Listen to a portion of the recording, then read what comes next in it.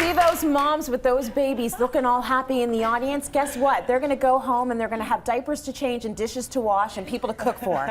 And the reason why I mention that is because we want to talk about work-life balance now. Please welcome Dr. Karen Gordon. It's a topic we touched on.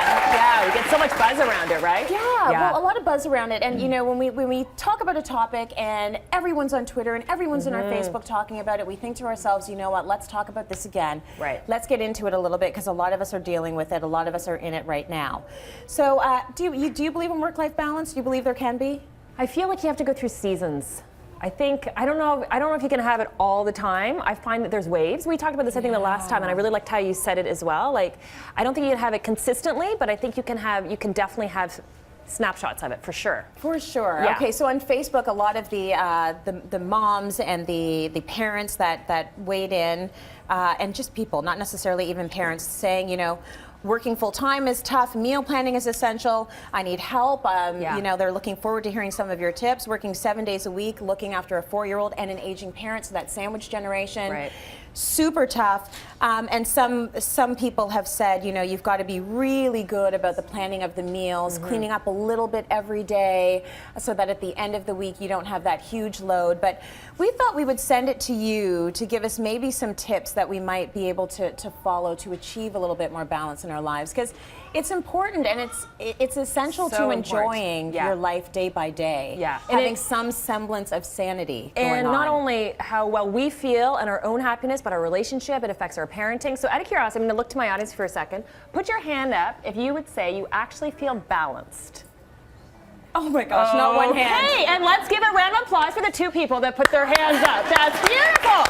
All right. That's reality. That is reality out yeah, there. and that's why I wanted to. She's like, yes, thank you for pointing me out, and she's front row. Perfect. All right, good. So you know what this is? This is with what we're actually up against. Like, we are in this crazy culture. Yeah. And so I find we almost have to be quite strategic about it. So my first tip is, I find we can't do it all. So let's just focus on our top 3. So this would be my question for you and everybody at home and everybody here as well, is what would be the top 3 things you need to feel balanced? So here are a few things to kind of think about, okay? So sleeping, 8 to 9 hours, exercise, eating well, reading, I know you're a big reader, so socializing with 1 or 2 close friends, having a clean house. It's a big one for you. It's a big one for me. Not going out for more than 2 work commitments a week. A lot of times people will kind of set limits around that. Not going out maybe more than 1 time in a weekend. So it's interesting about, everyone has like almost like their little secret balance equation. So we have to kind of figure out with what it is. Right. And a lot of times the best way to figure it out is to think about a time that we were really balanced. And we have to think, well, what was it that I was doing that I'm not doing really right now? Saying no. Yeah, exactly. And what we'll also also find is that introverts versus extroverts will have different needs. So an extrovert will want to maybe say, okay, you know, I'm only going to go out 3 times a week. An introvert is like, gosh, I need to have like 6 nights in. You know, so different people are going to need different things. But what would you say, really quick, what would you actually say with the top 3 things that you actually need? Exercise, sleep, and alone time. Ah, okay. Yeah. Okay. I'm a very social person, but I need to shut it down. You need to shut it down sometimes and just hang out with Tracy Moore because I like her. Yeah.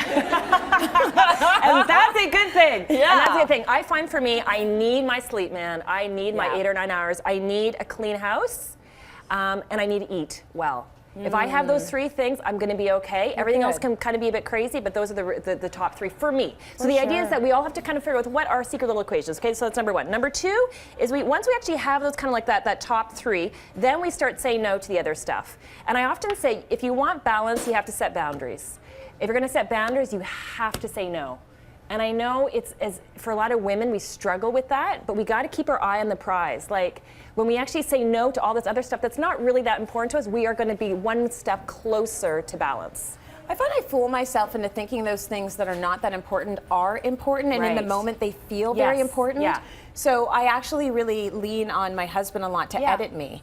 So he'll say, okay, so why is this important? How come you need to do this? Right. Well, because I haven't seen so and so in so long, and blah, blah, blah. Well, what's going to happen if you change the date? Yeah. Well, I guess, you know, I already changed the date once, so it's going to feel like I'm not really being a good friend. He's like, are you sure that's what's going to happen, or can you have a discussion about it? So I need to be reminded that all of these things are not crucial life and death situations. You can switch around your schedule. So what's really interesting with what he's doing, he's challenging your value system. right? So he's constantly trying to help you figure out, okay, no, well, hang on, Tracy, what are the top 3? You say no to everything else, and you actually really put your focus on the top 3. Yeah. So that's a really important thing. And the third thing, and this is a really important thing for a lot of people that were actually writing in, is, and this has been one of my little secret tools that I've started using, is to try to maximize a 10 or 15 minutes, a snapshot in the day. I did this when the boys were babies, because that was how I survived. Yeah. And so instead of trying to say, I need a whole hour for myself, do I have like 10 or 15 minutes where I can just put my head down and just kind of like close my eyes and just try to really recharge? So it's almost like you're squeezing a little bit of extra energy. You know, this morning I was on breakfast television. I got up at 4 o'clock. I was so tired. A year ago, I would have been at Starbucks working on my computer, trying to get more work done. I'm like, no, I need to sleep. So I was sleeping for 2 hours in my car. So you probably all walked by me getting into it, and I swear, when I woke up, I had drool out. I have a little blue blanket in my car, and I'm like, this is the difference, and I feel amazing. So you did it. I did it. But you know what? This is what I mean. It's like squeezing out that little bit of extra energy, Yes. and now I feel like, okay, I feel a little bit closer to balance. We can't even see the car seat marks on your face. I know, I so was you thinking, look but my great. earring. Do you notice how I took off my one earring because I was sleeping on my side and I forgot? So it's in my car still. Oh, we want to hear from you. That is a great example. Yeah. If you are watching this right now, are you going to try out these ideas to establish a better work-life balance? You should. And have you tried any of these tips before? Let us know. I'm on Twitter at Tracy Cityline. The show's on Twitter at CitylineCA. We love talking with you, and you're on Twitter at Dr. Karen Gordon, right? Yep, correct. So when it comes down to shutting down for a while, sometimes that's about getting yourself out of town. So a trip to Niagara and wine country can work wonders, ladies and gentlemen. The Shaw Festival season is just getting underway. We have a great prize for today's audience. Everyone is going to get a pair of tickets to the Shaw's production of the Philadelphia Story. Amazing.